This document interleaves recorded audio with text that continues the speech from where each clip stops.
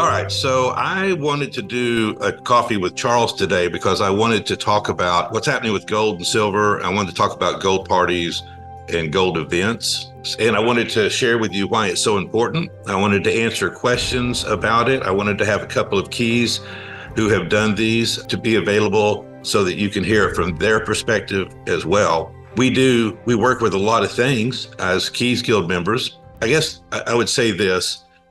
Gold and silver is probably that little big secret that most keys figure out about at some point in their journey as a collectibles advisor.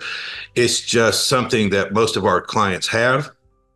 It happens to be the collectible category, precious metals, that no one in the world is better suited to work with this material for our clients than us.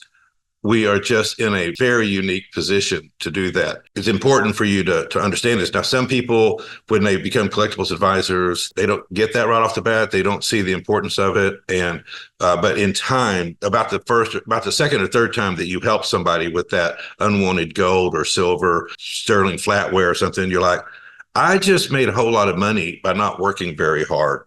Somebody posted recently, this is a lot more fun than climbing around in an attic with raccoon poop. And I told her, you put that on Facebook right now, because I think there's a lot of people that have your version of climbing around stuff with raccoon poop going on. When I got in this business back in 2005, and some of you have heard me say this, forgive me if I'm repeating myself, but I'm applying it directly to this message today.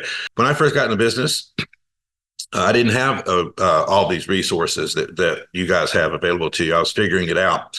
And so I kind of depended on some of the old timers that were the guys in the market that worked with this material. And I remember a couple of the guys, when they were telling me about gold, they said, back in 1980, gold got up to $830 an ounce. Now, when I got in this, gold was $300 to $500 an ounce. That's all I knew. I didn't know if that was high or low. I just knew that's what this material was worth.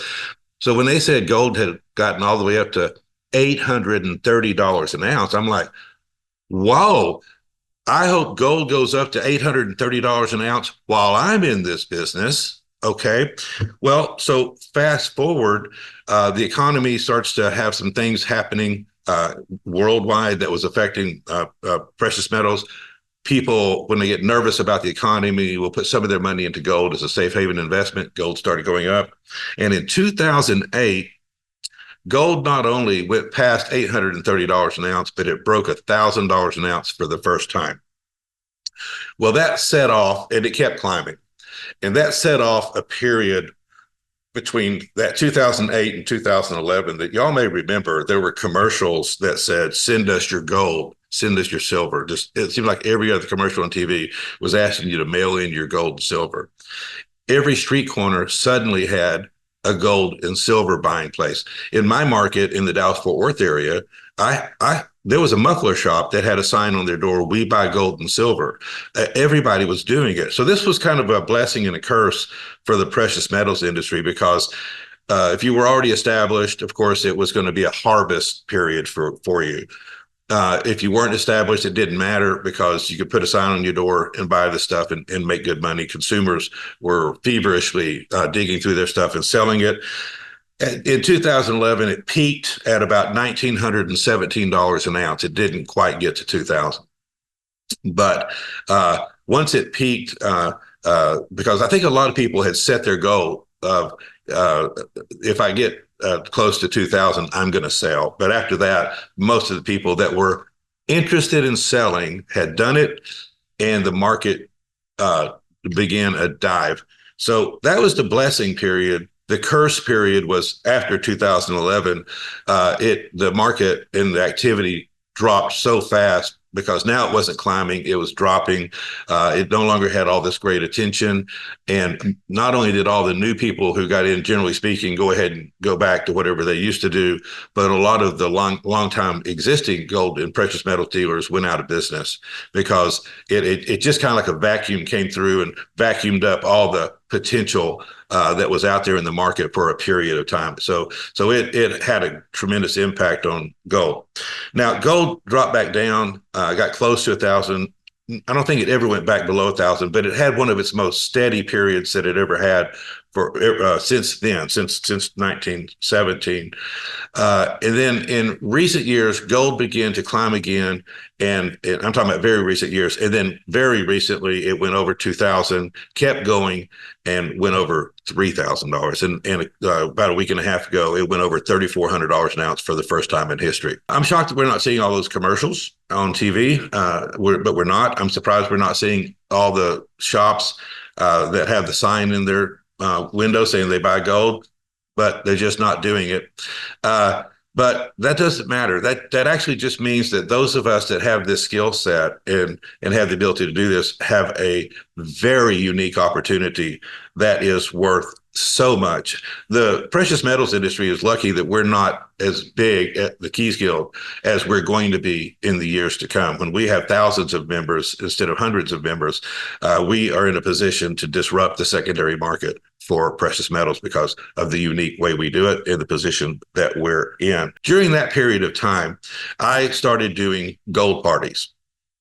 And it was a lot of fun. I have all kinds of stories from gold parties. I started out doing it to where we would have somebody that we knew or somebody that we felt comfortable asking to do this. Hey, if you want to have a gold party, you can invite your friends and family, bring whatever stuff they've got, and I'll buy it. At the party, I'll furnish some wine and give you a little money to buy some snacks with. I give them like $100 or $150 to buy snacks. And then I'd bring cheap red and white wine. So then what would happen is they'd come into the house and they start bringing their stuff. I'd sit down one at a time and go through their stuff. And then when I tell them what it's worth, they'd be like, oh my gosh, yes. So I give them a check. They go running around showing their check. Again, everybody's drinking wine. There's a lot of going on. People gather around the table sometimes and watch us look through. They wanted to see what the other person had. But it was generally a lot of fun. It got to where some of these parties were so big, at that point, I had two of my children work for me, and I had larger offices and more employees. But I generally would have two of my children buying at the same time, and then I'd have one person writing checks.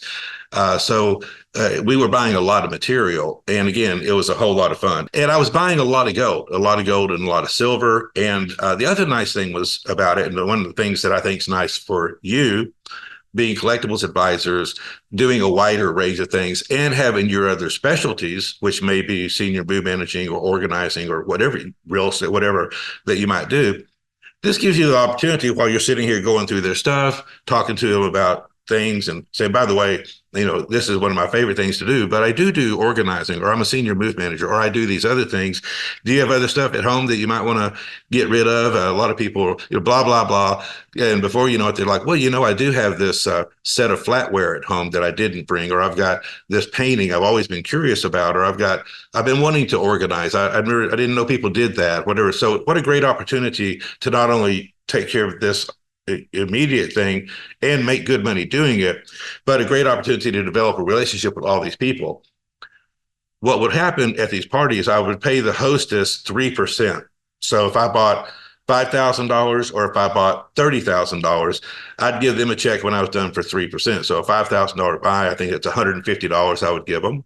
If it was so I'm going to say $30,000 buy, well, that's what, $1,500 I would give them for doing this.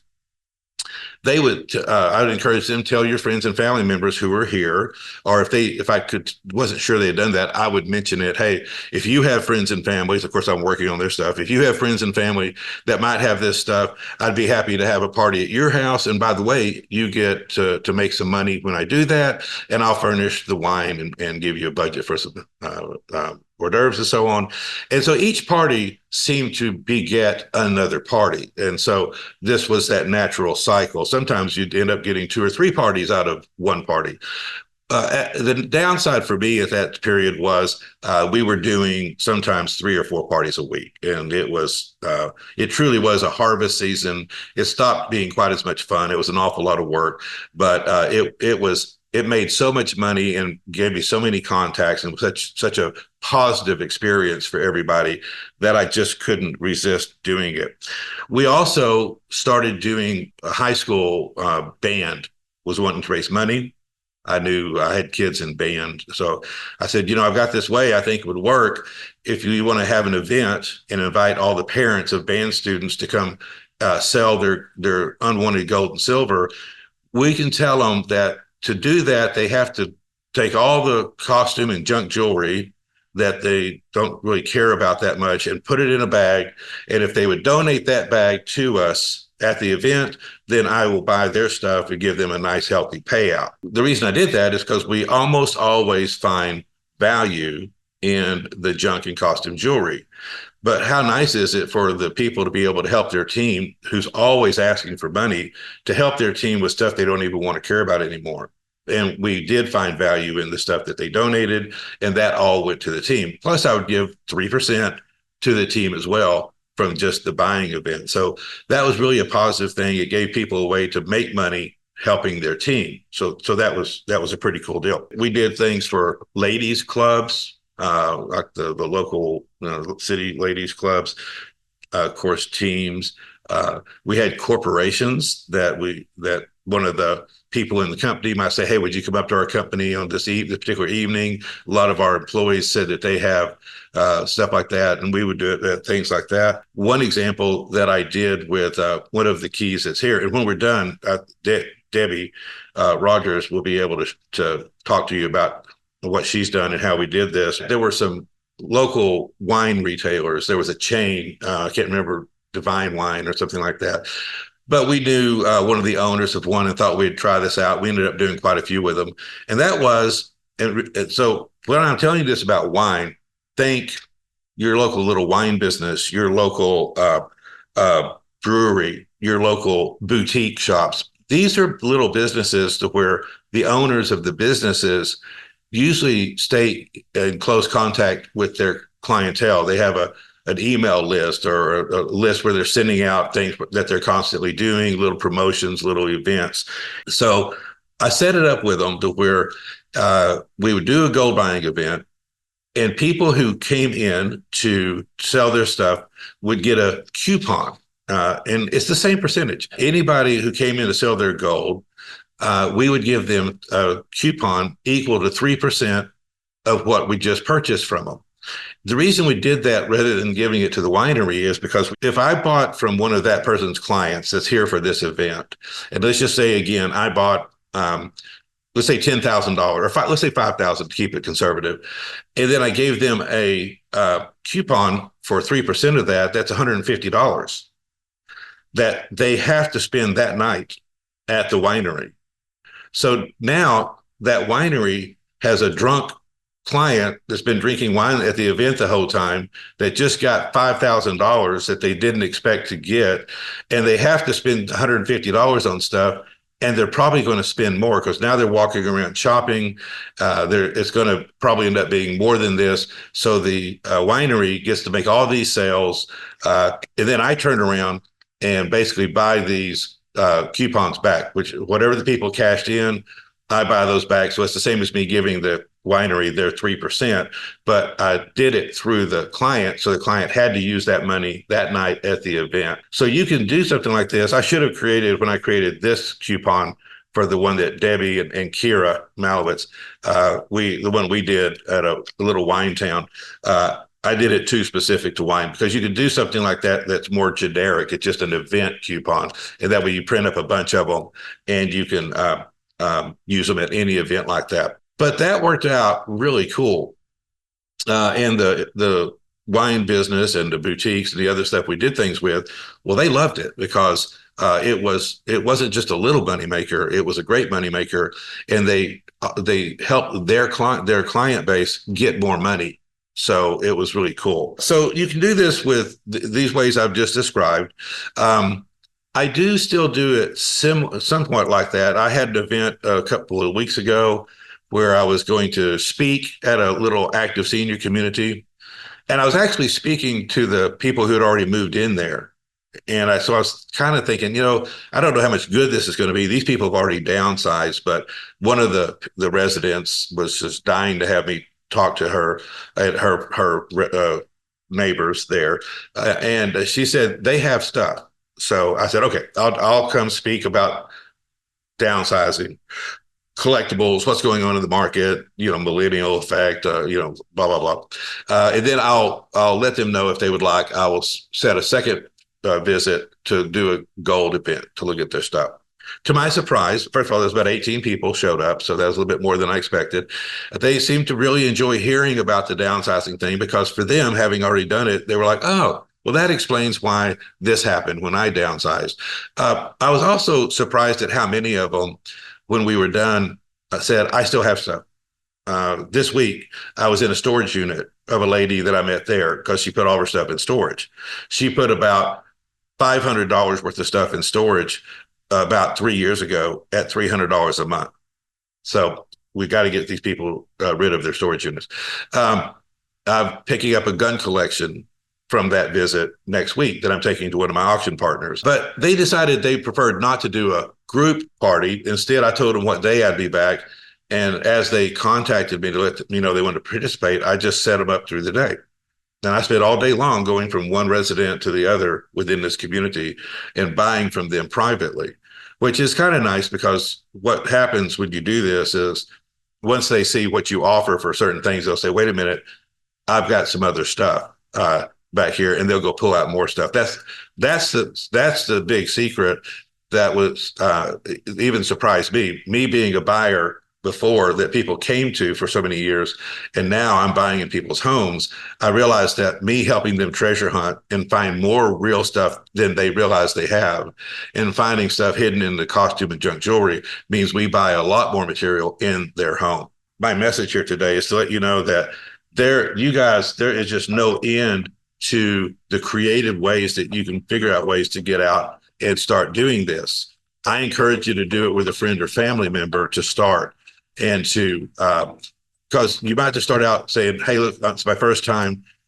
I don't want to work with more than 2 or 3 people or 3 or 4 people, but then we can kind of see how that goes from there. So that's important. Now, one of the concerns that some of you will have, and I want y'all to be sure and ask me or Stephanie or Debbie or anyone else, if there's anyone else here that have done these and I'm not aware of it, you'll be sure and let us know. This is a little different than the normal work we do because in the normal work we do as collectibles advisors, we have the ability to broker our clients gold and silver flatware and so on. So if you're not comfortable buying it, then that means you could broker it from your client, send it to the refiner, tell your client, hey, I'm going to give you 80% or whatever you're going to pay out of whatever they write me the check for. And that all happens and you never have to be out the money in advance. Well, in this case, you can't do that. You'd have to be willing to buy it on the spot. And so some people are like, I'm not quite that comfortable yet buying gold and silver. So what I would tell you is get there as quick as you can. You have all the resources of the website you need in that course number 7 and 8. It's easier than you think. If you do course 7 and 8, go through your jewelry, go through your husband's jewelry or your sister's or your mother's or your friends. Just keep messing with it, keep treasure hunting into this stuff. And I promise you, it won't take you very long at all before you're like, you know what, I'm pretty damn good at this. It's easier than I thought. And I'm figuring this stuff out. You've got the calculator on the Keysguild website that makes it really easy to calculate value. You have direct access to 2 national refiners, but the high-tech relationship is the most important because our contact there will help you through this. And the other thing I'll say before I start talking about questions and letting other people talk, I encourage, I try to suggest that we pay around 80% or up to 80% for our clients. That beats the market based on what the market's really paying clients out there. The people on the streets may offer 50, 60, maybe 70%. So 80% is what I used to pay dealers when I had my offices in the bank building. So paying that to a client generally means we're always going to win the day in that. But when we do a party, I want us to be a little more conservative. I want you to protect yourself a little bit. It's happening pretty fast. It's not an ideal buying environment because there's more stuff going on around you. Everybody's going to be thrilled with what you offer them anyway. I'm not saying take advantage of them, but I think I would lean towards more of a 75% payout. That way you can, because you're committing to handling quite a bit of stuff in this event, and it's not going to make any difference to them anyway. And that way, in case you make a little error here or there, there could probably going to be more wins than errors, but that gives you a little bit of protection. When I'm working with clients, I normally don't differentiate between certain types of jewelry, but when I'm in parties, I do one thing a little differently, and that is anything that I buy that's a chain, anything that has links in it, I'll separate it. So normally I teach you guys to separate the jewelry into silver, gold, and within the gold, it teach you to separate it into 10 karat, 14 karat, 18 karat. But I would go one step further and say within those carats, I would separate out anything that's a chain, because chains have solder. Every single link in a chain is soldered. Now, it's not done by hand. Most of this is manufactured, but every link has to be soldered in the littlest of chains or the biggest of chains. And the solder is not always the same material or the same carat of gold. Doing work in this environment, I would take it one step further, separate your chains out so you'd have 10 karat gold jewelry and then a little pile of 10 karat chains, 14 karat jewelry, little pile of 14 karat chains, and 18 and so on. And then on those piles of chains, anything that's within a chain, I'd probably figure I'd take like 10% off of your offer. If whatever that would have been if it wasn't a chain, you might offer 90, do your normal calculations on it, but then say, I'm going to go one step further and figure 90% of the chain value so that you're paying 10% less, if that makes sense. It's fair to do that. There's a reason why we're doing it. We're paying more aggressively than the market is. And I just want you to be able to do this in a way to where everybody wins and where it's a big win for you.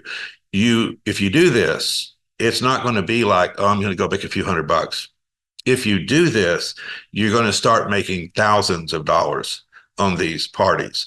Some of them, multiple thousands of dollars for an evening doing this in a comfortable environment. And then the last thing I'll suggest is don't drink the wine, or if you do, be careful. The biggest buying mistakes I ever made in my life was when I got to enjoying myself too much with the people that were there. They were fun, and I was drinking right along with them and pay too much for some things. So that's just a little side note there for you. So that's the general message. There's a lot of ways to do this. There's never been a time that it's more important to do it. A lot of people, a lot of your friends, a lot of your clients, even family members. I had a niece here yesterday that asked me to buy some of her jewelry. Everybody's hearing about gold and silver. I guess one thing I didn't share with you, let me just share this other thing. Back when gold was so high and I was in the midst of doing this, you might walk away from that period of time thinking, well, America just sold all of its extra gold that was sitting around in jewelry boxes. The truth is, the only people that bought, the only gold that got bought was that small percentage of the general public that felt comfortable going to these shady places and selling their gold. Most people did not sell their gold or silver. And those people that did sell their gold and silver, most of them only sold a small part of what they had. One of the things that people have in common is when they decided, I'm going to go sell my gold here, they only pulled out the stuff that they were pretty convinced was real, because they didn't want to walk in and set stuff down and have the person go, nah, that's junk. You get that out of here. So a lot of people left a lot of their treasure still sitting at home. They needed a treasure hunter. They needed a Keys Guild member to come in and help them figure that out and do it in the safety of their home. So trust me when I say that big event that seemed like that literally vacuumed up all the gold and silver out there, it simply vacuumed up all the gold and silver that was available through those people, that small percentage that was likely to get out and do this type of a transaction. So our clients, a lot of the clients you have, never sold their stuff. But most everybody that you know, or clients that you have, are hearing what you're hearing. Gold's hitting new all-time highs. It gives them FOMO feeling, fear of missing out on this opportunity. But they're like, I don't know where to go. And to be honest, I don't know which of my stuff is real. And I don't know if I trust these people. So you owe it to them, since you're honest and professional and have all the resources to do this, to be the one to help them through this. Who else is going to do it other than you? Okay. So that's my message. That's what I wanted to have a little coffee with you guys talking about this morning. I think I'm going to start out with Stephanie. I'm going to tap you in. Stephanie, I know, has done a few parties. We've talked about it. And I asked her, because she was brave enough to get out and do it, if she would share a little bit about her experience with that. And then if you don't mind, Debbie, I might ask you, and then anyone else after that, we'll ask if anyone else has done any of these, and I'll have you raise your hand. So Stephanie, if you will. I have done 5 I call them gold and silver parties because I'm inviting people to bring silver as well. But I've done 5 parties so far, and I have 2 more scheduled in June. I'm amazed more people aren't doing these because, as Charles said, it's an amazing way to make some money. And it also really helps people. They are shocked at how much their stuff is worth. And they love walking away with checks. I love giving them checks. In fact, in those 5 parties, I've made over $15,000, and my clients have made over almost $48,000. I typically pay 75% on the value of what I'm looking at. And so when I'm tracking my profit, I always also jot down what would 25%. I use the Keys Guild calculator. If you haven't used that tool already, it's fabulous. And I'm showing up with transparency in the privacy of that home that naturally builds trust. And I'm showing them, here's the calculator. I'm putting 75% in. And people love it. Some people have asked, how do you get these parties? The first one was actually hosted by another professional organizer in my area. I'm in Indianapolis. And then there were 2 in my neighborhood. And then, as Charles said, they build on each other. So I've gotten another couple of parties from people who went to those parties. I also have a pretty robust newsletter and social media presence. So I'll do stories about gold parties in those things. And one of the ones in June is from someone who just follows me. And she knows me also. We used to work together. Thank you. Debbie, do you mind if I tap you in real quick on this? I have done parties, and now I've been re-inspired to relaunch that avenue because I kind of got complacent and a little bit lazy, I guess, and I haven't been pushing the parties, but I got to get a party going.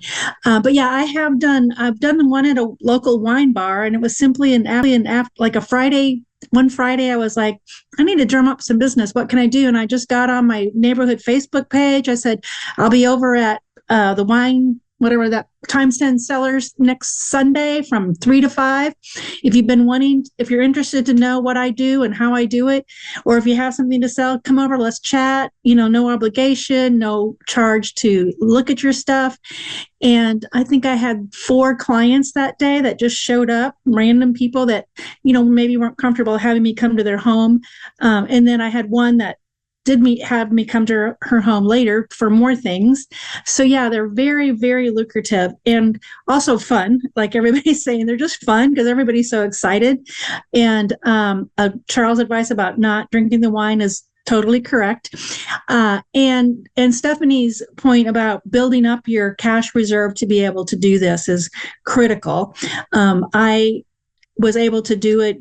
But I can see how it's a little bit daunting to say, I don't have $30,000 in my checking account to write checks all night for an event like this, but just work towards it, because once you get there, then it's self-propelling. You make money, you put more in, you make money, you put more in. And then all of a sudden you've got 40,000, 50,000, you can do parties, back to back and not worry about funding them. So yeah, they are very profitable. I'm very transparent, as Stephanie and Charles is. Nobody has asked to see the calculation or the calculator, but they love to hear about what they have and why it's worth what it is or why it's not. I don't typically do individual pricing, but every once in a while, if there's something very special, I'll point that out that, this is your money piece right here. And they love knowing that. But yeah, they're really fun. I'm now going to get off this call when we're finished and get some parties. I want to say, thank you, Debbie. I want to say something about what you just said. For some of you, maybe working with jewelry, working with silver. So this all makes a lot of sense. Some of you maybe I need to do more of that. I want to tell you something. Whenever, and I say this in the training, but whenever you're working with jewelry, I strongly encourage you, Do not give them a piece by piece value. It's not that we want to take advantage of them. It's that sometimes they remember how much they overpaid for a piece of jewelry. And when they hear that today's, that real practical commodity value of it, it doesn't feel good. But if you give them the total value of everything combined, that's like, oh, whoa, now that's something that I like that. You may have a client that may start out saying, okay, so how much is this one? You can see they've got a bag of stuff there, but they hand you this. It's like this one. I'm like, let me explain real quick how this is going to work, because I have to do this in an efficient manner. I'm going to take all this stuff that you're curious about selling. I'm going to work through it. I have a method to my madness, but I have to do it in a timely manner. And I'm going to give you a value on everything you have.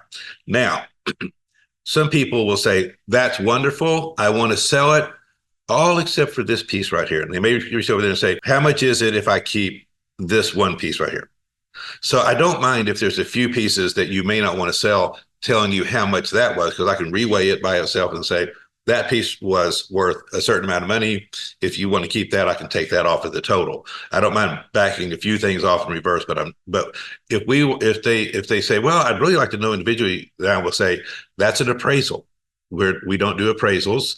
I'm not charging you to do this, and it would take forever. There's just no way I can sit here and do this on an individual basis. So and I just wouldn't do it. And I don't do it. So I encourage you guys to understand it's not a matter of trying to take advantage of someone. It's a matter of doing this in a way to where, because we're going to beat the market. We're the best people in the world to do this for them. We know that. And we just are going to have to stand on that high ground and this is the way that we have to do this for a timely manner. Yeah, Stephanie. Two things on that. At the last gold party, someone actually brought several pieces and wanted what you're talking about. And I talked with her about appraisals. I talked about how appraisals tend to be high. She really wanted to see what she had. And I was very clear about the value of the gold today for this is XYZ. And I just kind of moved her out. Debbie, did anybody chat any questions that we need to answer that you can see? We asked if there's a party size you find to be manageable, and do you suggest the host limit the guest count? And I said, for me, 5 to 6 is manageable in a 2 to 3 hour party. And yeah, I would limit the guest count if there were time constraints, like if you wanted to keep it at 2 hours. Obviously, you have to limit the number of people you can see. But if there's no time constraints, if you have all day, bring it on. Okay, we've got a lot of people. I'm going to try to get through it as fast as I can. Let me, figure out who gets started. And if you'll just be patient, you'll get a turn. If you don't want to wait, let's connect and make an appointment to come over to your house. It's fun and it's work. 2 parties. I was working straight for 4.5 hours. That's a long time. It is a long time and it's exhausting. And then you've got to process it after. So it's not, be prepared for that, especially if people bring a lot of. So a couple of quick points on that. If you do have a party, let's just say that was a bigger thing, and I've mentioned some of these other events that I've done, I have asked the person hosting it to stagger and ask them, look, why don't you tell some of the people to be there at this particular time, and then ask some of the other ones to wait a little bit to come in so that everybody's not there at the exact same time. I almost witnessed a elderly geriatric fight because I didn't do that at a senior complex, and they were having wheelchair battles, standing in line and wondering why it was taking so long, and they were banging each other. So I learned that if I ever did another deal like that, I was going to say, look, let's tell some of them to come in at 10, then have some of them come in at 11, and let them know it's still going to be a waiting line, but this way they're not waiting as long. And I remember what I wanted to say. You say we're the best people at doing it. We're going to beat the market. Here's a very real example of how that is true. Early in my time, I sold silver and gold to a trusted local resource, and I thought I would just continue to use them. And when I got to the Key Scale, they're like, I really should try this refiner thing and see if it makes a difference. And so a client had 2 sets of sterling flatware. I sent it to High Tech and got the results. I called my trusted local resource, and I still think they're a trusted local resource. I just don't use them. I said, here's the weight, here's the purity, here's the spot price. What would you have paid me? And that place was going to pay me less than half of what I got from High Tech. And so I pull that story out whenever appropriate. because it's the example of why we can do better, because we're going straight to the wholesale and we're cutting out the middleman. There are some times when people, in fact, just at the last gold party, someone brought her grandmother's sterling silver tea sets. Most tea sets I see are silver plate. This one was sterling and it was in great condition. And she said, "Oh, I'm so glad someone's going to use my grandmother's silver tea set." And the host had already told them the deal about the refinery. And I did not dissuade her of that, because I was writing her a nice big check and it didn't matter whether someone was going to use that or not, quite frankly. So I typically use the terms, I'll send it to my wholesale buyer, because some people have a hard time. Even my mother had a hard time, doesn't want to refine anything. I had a niece, I think I mentioned a minute ago, that had a lab-grown wedding set. Bless her heart, they're splitting up. And, she said, "Uncle Charles, I got this wedding set and I was wondering if you'd buy it." And when she said I have gold. And I'm like, "Of course, come over." And I'm not going to make anything on my niece. But she brings this gold over, and the gold turns out to be a little wedding set with lab-grown diamonds. Now, I'm about to break her heart because lab-grown diamonds have no value on the secondary market. I asked her, "What did you pay for this set?" She goes, "We paid $3,500 for the set." Yeah. Okay. And I said, I was kind of trying to beat around the bush, but letting her know, "Sweetie, first of all, you have little fingers. The little settings are very delicate. The only value there is gold. I'm going to give you 100%. I don't want to make money on my niece." And I calculated it, and it was $279 worth of gold. I said, "Now, look, I'm going to get hold of our partner with everything but the house and a couple of other local partners and just find out, are they selling lab-grown jewelry? Is there any chance that maybe I should try to auction this for you?" I sent it to Dara Hall, EBTH. She was very quick to respond. She had a couple of, I sent her pictures, weight of everything, and the size of the diamonds. So she found a couple of very similar matches. One of them sold for under $300, and the other one sold for $340. So my niece said, "Well, I want to just take the cash." And I said, that's the right thing to do, because by the time we get up the seller's fee and the sending it to them, that's all we're going to net anyway. And she said, "And by the way, I went to another buyer on these things and they offered me less than $100 for the whole set." So she was already prepared. I'm glad she went there first, because she would have thought Uncle Charlie's trying to take advantage of his niece. But that's the reality. I have a lot of keys who tell me what you did, and that is, I've got a good local buyer, and they're paying me. I've had them tell me, they're paying me like 95%. I'm like, they are not. I don't care what you think. They are not paying you that. And the only way you're going to figure it out is to do some on your own. You need to be them. You have the opportunity, because you get paid the exact same amount for your gold and silver that they do as a big wholesale buyer. And so everyone figures it out. And it's not that the guys are trying to cheat you. It's just like I said, I used to pay dealers 80%. And I had a lot of dealers that would sell to me because I was beating everybody. You want to deal with you want to get paid 98% for your gold. You want to get paid 95% for your silver, because you've earned that as being part of a Keys Guild. Liz Fackelman, I didn't see, because I can't see everybody, but I just realized you're sitting out there somewhere. And I can't see her, but Liz, do you happen to want to jump in? Do you have anything you want to say about this? And I don't see any others, correct me if I'm wrong, but Liz and Debbie Rogers are two of the original founding members of the Keys Guild. They're part of the original 8. They were with me during COVID as we were figuring out how to teach people to do this.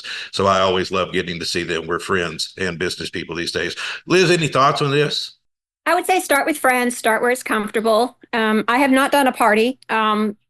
And I've been fortunate that most of my buyers are clients or people that I know, and they're willing to wait till the next day, or a few days until I pay, or they're waiting on EBTH to for sales of things. So I'm inspired to do these parties. In all my years since 2020, and I've been doing a lot of this, I've only once found an item marked 14 karat gold. It had Italy on it, and it was not. It was plated. I scraped it in front of my client, and I kind of felt that it didn't look right. It's like the more you look at real gold, the more you look at a Tiffany, the more you markings, the more you do it, it's the more you kind of get a suspicion that something's not right.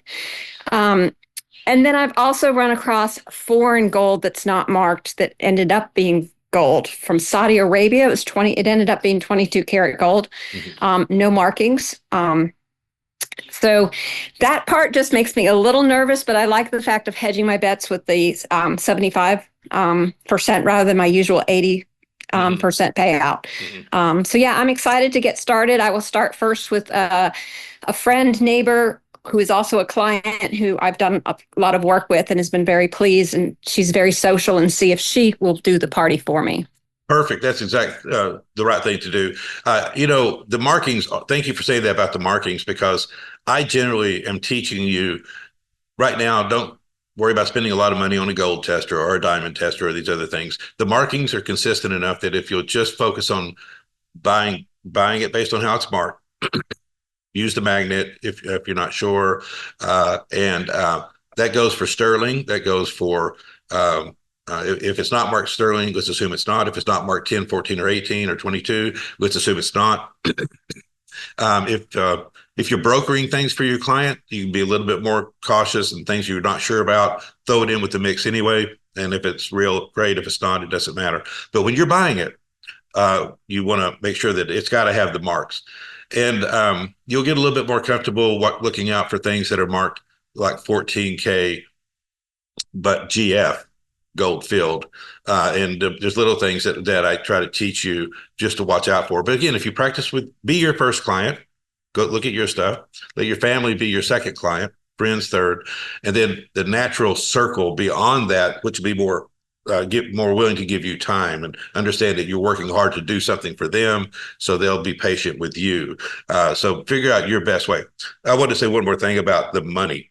Liz, thank you, by the way.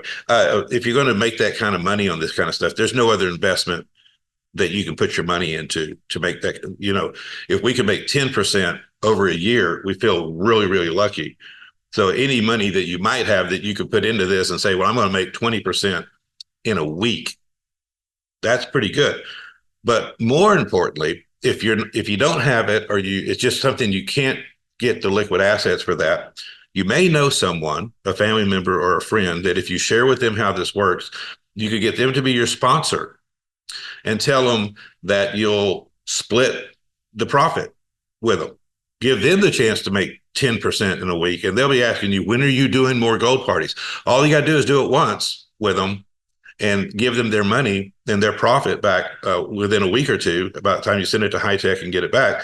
And you're going to have a person that's going to be begging you to do gold parties. But what you want to do is take part of your profit and be setting it aside into a buy account. Build up your buy account to where eventually you don't have to have someone else help you do that. So I would say my largest buy, and just so you know, there's kind of a cap. I've been doing this a long time. My largest buy that I have ever had to write was actually this year, and that was because metals are so high. It did this, but I had to write a check for $90,000. If anything, I've done deals on diamonds and other things that were bigger and up into 300, 400,000, but I would never write a check for that. That's a much different deal. But the biggest check I ever wrote was 90.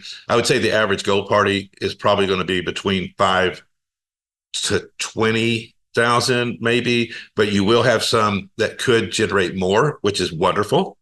And you could have some that generate a little bit less, but it's going to be hard to be much less than that with gold being as high as it is in today's market. So I think Tally had a question about the post-party.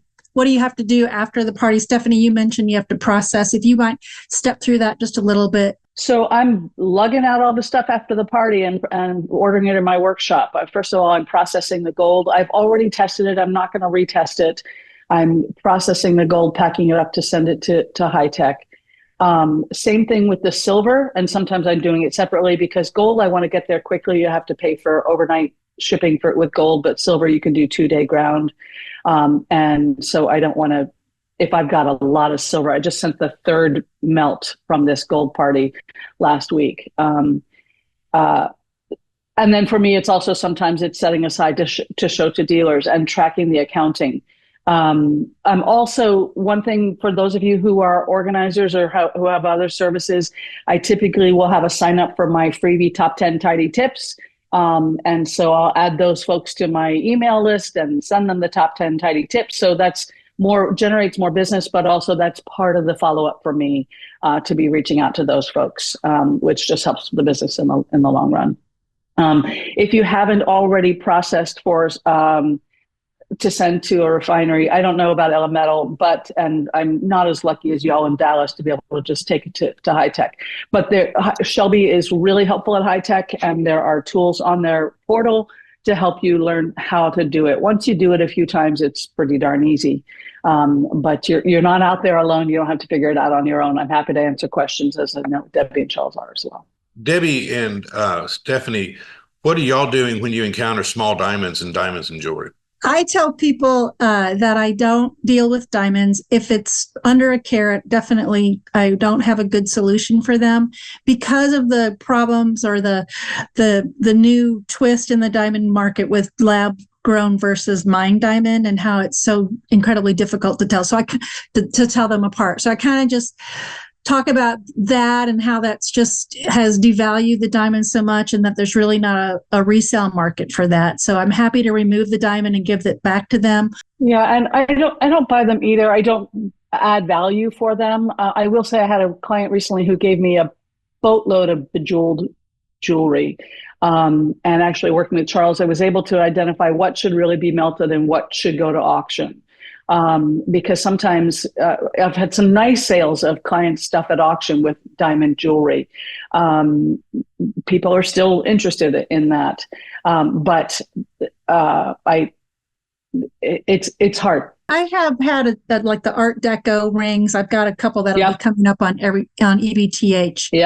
That I have paid for the diamond. I've paid more than the gold value, but it was kind of a little bit of a dartboard situation on what I would pay for that. So we'll see if I was right once it sells at EBTH. Well, and another thing is with this last client who had a lot of jewelry, I sent a bunch to Hi-Tech, including a beautiful broken diamond and emerald necklace. I paid for stone removal. Of course, the client came out of the client's balance, but I asked Hi-Tech to remove the stones and make an offer on them. They paid me something like, what was it, Charles? Like $94 a carat, I think. Yeah. So the client got a nice chunk of change for the stones. Okay, so now that's great. Those are good answers, and they're right answers. I'm a diamond guy. Of course, I've got an advantage on everyone. But even with me, the market's so bad for diamonds. It's in free fall. We don't know where it's heading. The last 2 years, over half the diamonds sold for engagement rings in the market were lab grown. So you can imagine how devastating that is to the diamond industry. Most of the new jewelry coming out that is fashion related has lab grown accent small diamonds. There's no way that we can send the diamonds in to have them tested. I've got a very expensive tester that I use because I do government stuff for the DEA and the FBI, and I have to be a bit more accurate, but nobody should spend that kind of money to do it. So I generally don't pay hardly anything for diamonds. The small diamonds, I'll let them know, hey, I'm including the stones in the weight for this for you. If they've got that's a good idea. If they have a diamond that's a half carat or bigger, I may say, in my case, I might add a little bit of money to it. And I don't necessarily tell them how much. I've just said, I'll say, I've got your 10 carat, your 14, your 18. You had some silver I put over here. If I happen to like working with costume, I may have picked a few pieces that were costume and said, I've got a few pieces of costume that I like a little bit more than the rest right here. The rest of that you give to the grandkids or garage sale, you're going to be fine. A little gold filled. I've got a little pile of gold filled stuff here because I pay about 50 cents a gram. Because once you get up to 50 ounces, you can process that, and you're going to average a little over $1 a gram. So, but it takes a while. You're going to accumulate that for a while. But I'll say, so I've got all these different things that I've pulled out. I've tried to find everything that I can put $1 value on. And oh, by the way, there were a few diamonds. I've added value for that. And your total is $7,200. And they're like, okay. I'll take that. Or they may say, well, how much did you add for that little bit larger diamond there? And I'll say, I added $150. Well, that's low. Well, I'm not even sure if it's real. In today's market, it costs more to have that diamond tested to prove if it's a natural diamond versus lab grown to send it in. Most buyers aren't paying anything for diamonds. I've added something just to make sure that I address that diamond for you. And so they're like, okay, what else are you going to do? So those are just some ways that I deal with that. Again, I deal in total value. I love being able to say I've added value for this, I've added value for this. And I just kind of address it all. And here's my offer for this stuff. And if they don't like the price on the diamond, they can keep it, or I can tell them, I keep, if you get like a pair of toenail clippers, because they've got a little bit bigger thing, you can take that. You don't, actually, I'm not going to say that. You can use those to pull the prongs back slightly and the diamond will drop right out. But God forbid you chip the edge of a diamond, or you pull the prong back and there's a chip where the prong was, because any good jeweler is going to hide a chip under a prong. And the client's going to go, well, holy shit, you just chipped my $5,000 diamond. So forget I ever said toenail clippers. Okay, that didn't happen. What you could do is tell them that whenever you process their stuff, you're going to ask the refiner to send back the stones. You'll tell them that, or actually, I think it's this way for y'all. I would say there is the ability for me to have your jewelry go through stone removal process with the refiner. I don't know, Stephanie or Debbie, if y'all have ever done that, what they're charging. I think it's like $7 for a lot. So if you send a lot to them, they'll say, if you want us to do stone removal, that's another $35. You might tell the client, I can have that, all your stones removed and sit back. It's going to cost $50. I'll just, deduct that from this, get your address. And as soon as all your stones come back, I'll send them to you. We can't make any promise the condition of the stones. The act of removing stones can damage stones, but I'm happy to send back whatever comes out of your lot. And it just costs $50 for stone removal. And now you're testing their how badly they want their stones. One thing I've started doing is setting it aside. We have a Dress for Success in Indianapolis that helps people get back on their feet and do job interviews and that kind of stuff. They have a boutique. Some of you probably have it as well, or other nonprofit that supports women in the workforce. And so in lieu of giving them a little money for their costume, which I'm happy to do, I say, I can also donate this to Dress for Success. The executive director actually is my next door neighbor, so that's really easy for me. And people love being able to do that. So it's a feel-good thing. It gives them they're looking for an excuse to sell. They want to sell. It's just that they feel like that, they remember what they paid for something and they're struggling. So every little thing you can do to make them feel better. And that's another thing you said, Charles, in terms of the market value of retail jewelry versus what it sells on the secondary market. When we throw out that kind of information, again, it makes us look like the experts. And so it doesn't take that much more knowledge to build the expertise and to be able to step into that expert role and have them trust you with their jewelry. Let me say one statement that you're welcome to use. It's a true statement. I've never had anybody. I was an ISA appraiser for 4 years, but I didn't ever do appraisals. I just wanted to know how to do them. So there's 3 values to jewelry. There's the original retail price that people pay when they buy their jewelry. There is the appraisal value or the potential appraisal value. So most people don't have their jewelry appraised, but there still is the potential appraised value. And then there is the actual liquid value if you were to sell that in today's market. So I'll tell most people that, look, the average appraised value of jewelry is 1.5 to 2 times the retail price. So if you bought a piece of jewelry for $1,000, it is most likely going to appraise for $1,500 to $2,000. That's for insurance purposes. It's for legal purposes and all these other reasons. It's inflated intentionally. There's a lot of other stuff that goes into that value. Nobody cares if it's grossly inflated.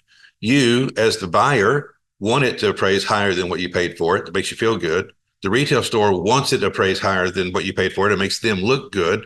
The insurance company, you would think, would say, whoa, we're not going to stand for this. but they would much prefer you pay insurance premium that's 1.5 to 2 times what the ring's really worth. Everyone wins. There's nobody in that process of appraisals that's going to step in there and go, stop it. We can't keep doing this. But the average appraisal value is about 1.5 to 2 times what you paid at retail. The average cash return on jewelry is around 20%. It could be 10 to 20, 20 to 30, but it's somewhere around 20% of the original retail. So let's go back to the $1,000 that was paid at retail. They pay $1,000, it may appraise for $2,000, but the likelihood it's worth about $200. And they'll be like, what? Why is it only worth $200? Well, when it was originally created, jewelry is one of the few things that we buy that's marked up 300 to 500%, triple key on up. So jewelry is a huge marked up item. It's a slow mover. It's a luxury item. They can't move it fast, so they have to make a lot of money on each one. So you're getting, when it comes back into the market, pretty much close to the value it was to the retailer when they originally purchased it. It's just the way it is. So I'll tell people that sometimes early on if I'm working with a private client, and that way if they have a piece of jewelry and they'll say, well, what did you offer me for that? I offered you $200. They're like, well, I paid $1,000. Well, I said, well, you remember earlier I told you that. They may say, well, I only paid $900. I'm like, you did great. You got a higher return than the average person. Remember earlier I said it's only about 20%. So it's a good thing to remember that little message right there. Okay. So first of all, I hope this has been a message that is interesting at the very least for you. You've got a lot of money that's your money sitting around in other people's houses right now in your market. You are the best person, and I'm not kidding. There's no one more professional, no one more honest. This industry is a shady industry. There's no one else that'll come do it in the safety of their home. There's no one else that has the backing and knowledge that you have to do this. So all the people around you that are waiting on you to help them and to take care of them need your help. And you're able to make great money doing it. So I'm just telling you, the last thing I'll close with, my actual business name that I do my collectibles advising. Does anybody know my business name? Debbie, you do? What is it? Is it Main Street Mining? Main Street Mining Co. Main Street Mining Co. is based on the fact that Main Street America, the streets out there, the homes, the people out there have far more gold, far more silver than any single mine that exists. So Main Street Mine is huge. It's the greatest thing. Main Street Mine also has watches, art, porcelains, you name it. So Main Street is the greatest mine in the world. And we are the folks that are in a position to help mine that mine better than anyone else. And I just really want you guys to take this knowledge and go make a lot of money doing it. I want you to take this knowledge and go help people in all these other markets that I can never get to. My reason for creating the Keys Guild was to have this to do for the rest of my life, helping you guys, but also to make sure that people in every market in the country someday will have a collectibles advisor like you to help do them like I do my clients here in Dallas. But you got to get out and do it. You got to let people know, and you got to be willing to go out and be brave. But that's my message. I know I get kind of excited about it, and I'm kind of pressuring you, but I want you to enjoy the benefits of your membership. Okay. All right. Wonderful. Well, thank you, Charles. There was another one about the minimum weight to ship to high tech, and there are some, you pay fees if it doesn't hit the minimum weight. Like gold, you have to have was it 2 ounces or something like that, unless there's a fee, or it might impact the payout. I think the fee reveals itself in just a slightly, some little small fee that comes out of the payout, but it's very insignificant. Mm-hmm. These days, it's going to be hard to send in less than 2 ounces of jewelry. That stuff adds up so fast. It does. Any other questions? I appreciate everybody being here.